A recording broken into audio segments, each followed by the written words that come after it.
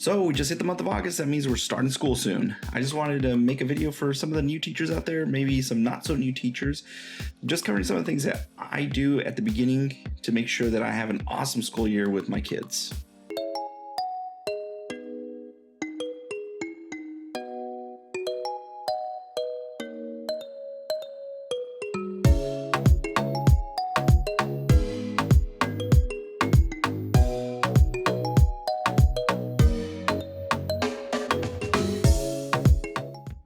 So this video is mainly for new teachers who are out on the internet right now looking for new ideas, whether this is your first, second, maybe third year, maybe more than that, and you're just looking for something different.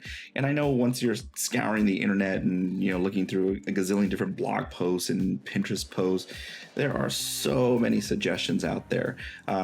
This is just going to be like another set of suggestions. And I think one of the important things for new teachers, because I've experienced this personally, is making sure that you're not trying to impersonate another teacher. Other people will say, be who you are.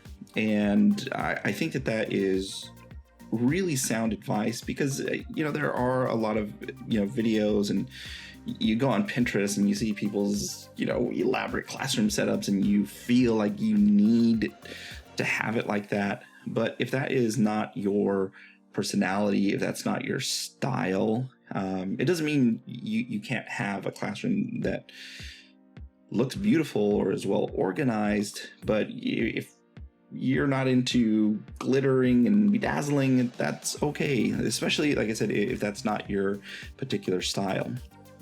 And same thing with classroom management techniques or lesson planning ideas. You have to find something that fits your particular style. That doesn't mean that there's never any room for growth. You're always looking to grow. You're always looking to expand. But you're looking for those things that fit you, that you are, for the most part, pretty comfortable with.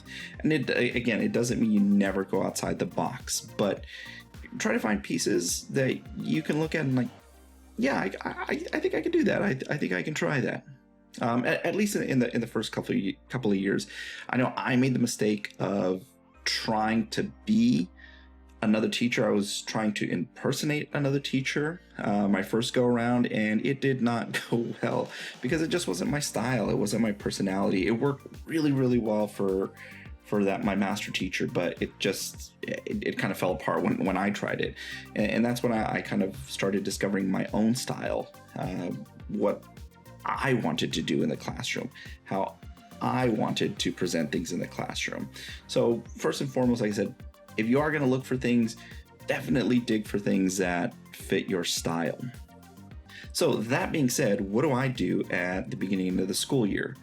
Well, again, you're going to hear some people say, well, you got to cover rules and procedures. And for some people, that means they're going to deliver their own rules. For some people, it means they're going to have the kids create the rules. For some people, they only want to focus on classroom bonding, and there is no right or wrong answer. Some people, like myself, I kind of blend all that together. I do go over, when I've kind of stopped calling them rules, there are classroom norms, and so I definitely cover classroom norms with my class. I definitely spend time building community with my class, and for me that's what works. So I'll talk about those two pieces, which again I've been doing for the last couple of years, and I feel that those two things have made my classroom very successful. So one of the things I've gotten away from is having a long list of rules. This is just a very short set of norms that we all abide by. And one of the things I think is really important is here, where it says here in H6, H6 is my classroom, is the we part, because I tell my students, these are our norms. Okay? These are the things we abide by. And one of the, and it typically catches just about every rule you could possibly make. The first one is here in H6, we work hard, myself included. I work extremely hard to deliver a quality education to my student. I expect them to work hard in return. The second thing is we show respect. So from student to teacher and teacher to student, I don't talk down to my students. yes, there are times where you could make them feel about this small, but I don't do that. I don't see the benefit. I'm sure kids get under people's skin, and it's very tempting to make them feel about that small or that stupid. But what's the point? If I am not showing respect to them, why would they have to, or why would I force them to give it back to me if I'm not willing to give it to them? So again, it's one of the norms that we abide by. Third thing is we stay organized. I expect my students to stay organized. At the same time, I have to stay organized for them. If I ask them to find a paper, they should be able to find it quickly. If they ask me, hey, where's that assignment I turned in a few days ago?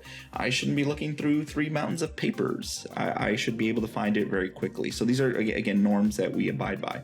One of my favorite ones is we communicate with each other. So it's a norm, it's an expectation. I expect them to communicate with me, but I will also communicate with them. Not a huge fan of the whole, you have to come see me, and that's the only time I'll ever address one of your problems. If I see something is going on, I will make the effort to go and talk to that student, and I will remind them that one of our norms is to communicate. I am trying to communicate with you. And again, I am bashing and communication are two different things. I am trying to open up a line of communication to see how I can best serve you, but I need that in return. The other one is we contribute to the learning environment. So all of us, myself included, I contribute to the learning environment. Again, that goes back to making them feel about this small when they make a mistake. I could make them feel terrible about making the simplest error, but how is that going to contribute to the learning environment? Same thing with them. This is that catch-all. If they are chit-chatting with their neighbor for 5 minutes, are you contributing to the learning environment? If they are walking in late and making a big old ruckus every time they walk in, are you contributing to the learning environment? So these are just norms that we all abide by. And then the last one is kind of that growth mindset. We might not understand it yet, but we will. And this also applies to me. And the way I look at this for myself is I may not understand who you are as a student yet, but I will. Again, students come in with all kinds of issues. Some are high, some are in the middle, some are low, some are very quiet, some are very loud, some are introverts, some are extroverts. And I feel like it is my job to get to know them. It may not match my personality. I may not understand them at the beginning. Why do you do that all the time? Why do you keep tapping your pencil all the time? Why are you late all the time? I don't understand it, but I will. Okay, I am going to make the effort. I'm going to communicate, and I will try to understand you.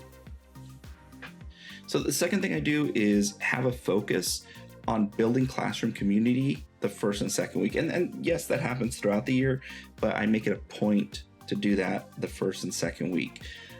One of the most beneficial things for myself is trying to learn all their names in the first 2 weeks. And it is a monumental task for me. It's hard to remember 180 different people. And so what I've done is every morning when they come in, or afternoon, I say hello to them. I address them by their name. Every time they leave, I say goodbye or have a great afternoon, and I address them by their name. And as I do that over the first, second, third, by the fourth and fifth day, I was like, okay, that's Jesse, that's Rachel, that's Daniel, that's Andrew. And it starts clicking. By the second week, you're getting through 25, 30 kids. Okay, that's Yasmin, that's Noriega. And there's maybe 4 or 5 that you're having a little bit of trouble remembering, but that's pretty good out of 100 and something. And I feel as though that really pays off.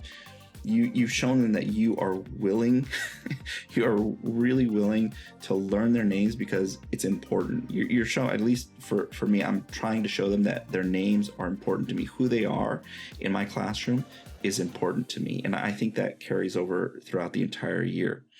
And I've had kids tell me that in May, there are teachers that still don't know their name, and it's not really the way that I operate. I can't imagine a student being in my classroom in May and I still don't know what their name is. I want to show them I value them as people before I value them as my students. So those are sort of my, three things. One, if you are going to look for stuff, find things that fit your style, fit your personality. For myself, I focus on two things. One, our classroom norms. What are we going to do in this classroom this year? And then the second thing is building classroom community. There are a ton of activities, but one of the ones that has worked the best for me, it's one of the essential, other pieces have changed, but this one has stayed the same, is just learning their names. It pays huge dividends in the end. So I'm wishing you all the best of luck this school year. I look forward to making a few more vlogs, and I'll see you next time.